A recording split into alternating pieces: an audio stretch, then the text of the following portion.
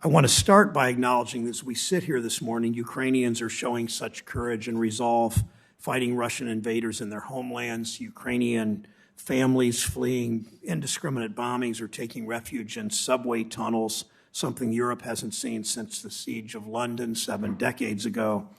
I express my support for the brave men and women in Ukraine fighting for democracy. I know my colleagues on this committee of both parties join me in that.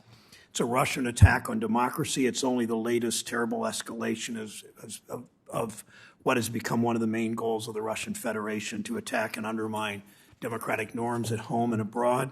The world is looking at us right now. We're the leader of the free world. It's oldest democracy. It's vital. We live by our values, both abroad and at home. It means a commitment to the rule of law, a commitment to democratic participation, a commitment to independent institutions that allow our society to function like the Federal Reserve.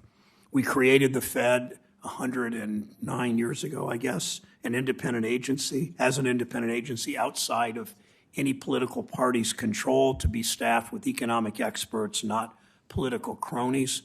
It's one of many American institutions that sets our country apart from autocratic regimes. It's vital we reaffirm our commitment to the Fed's role, showing the world what a functioning democracy looks like. Let's show up and do our jobs like Chair Powell comes here perhaps 14 times a year, it seems to him. That's the best way to achieve a strong, growing economy that lifts up the whole country. This time last year, our country and our economy were at a place of deep uncertainty. 4 million Americans out of a job, frontline workers just beginning to get vaccinated. We were in the midst of a public health crisis, an economic crisis that needed all of us, policymakers, business owners, workers, union and non-union alike, to come together and tackle the challenge of this pandemic economy. It's what we did. We passed the American Rescue Plan. We got shots into arms, money in people's pockets, workers back on the job, kids back in school. Against the odds, 2021 became a year of, as the chair I'm sure will say, unprecedented economic growth for our country and job creation, wage gains, GDP for the first time in 2 decades. Think about this. First time in 2 decades, our economy grew faster than China's economy. Think about that. We averaged 500,000 new jobs per month last year. We saw the fastest drop ever in the unemployment rate. Wages rose for workers, especially low-wage workers who began to have a little more power in a tight labor market. American entrepreneurs started a record-setting 5 million new businesses. This translated into American families' household balance sheets healthier in 21 than before the pandemic. It's because of the actions that Democrats took in this Congress, expanding the child tax credit, rental assistance, housing assistance. The American Rescue Plan helped get most Americans vaccinated, made a booster shot available to everyone. 65% of the population is fully vaccinated, more than 75% of all adults. Case counts, hospitalizations are dropping. We're one step closer to normal life beyond the pandemic. Americans no longer have to live in fear. We've come a long way, but the fight isn't over. It's taken a terrible toll on Americans after 2 years of stress, of massive disruptions in our lives and our economy. People are simply exhausted. They're fearful that inflation will make it harder and harder for them to keep up with the cost of living. The pandemic economy has caused inflation. Families feel it at the gas station. They feel it when they're making rent payments. They feel it when they check out at the grocery store. We must acknowledge that Russia's invasion of Ukraine will affect the global economy. We learned over the past 2 years how fragile our global supply chains are. Some of us have said for years we should make more things in America and rely less on China. Elites in Washington, in lobbying for trade laws, change in trade law and tax law, elites in Washington dismiss those concerns. For decades now, they're starting to wake up. We help prevent long-term inflation by bringing supply chains home. In the process, we rebuild our own industrial base. The House and Senate have both passed bills investing in domestic manufacturing and research and development. We need to put a comprehensive bill on the president's desk. We need to bring manufacturing, research, and development back to this country.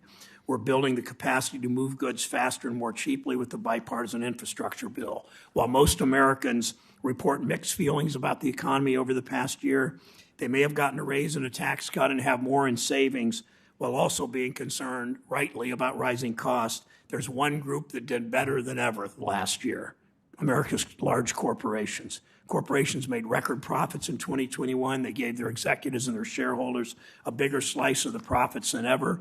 They've reacted with barely controlled glee at the opportunity to raise prices during this pandemic economy. We can never forget raising prices is a choice. There's no law saying if the cost of an input goes up or transportation costs increase, companies have to raise prices. They have options. They could cut costs elsewhere by making executive bonuses or stock buybacks just a little bit smaller. Of course they don't. There's not enough competition in the economy, especially drug companies, meat packers, oil companies, shippers.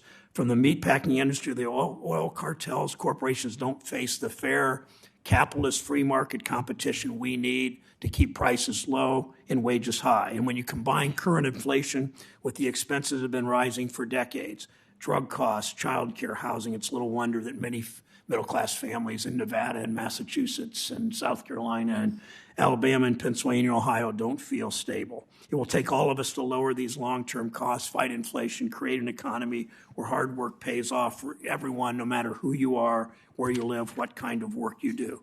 All workers should be able to find a good-paying job that allows them to raise a family, keep up with the cost of living, join the middle class.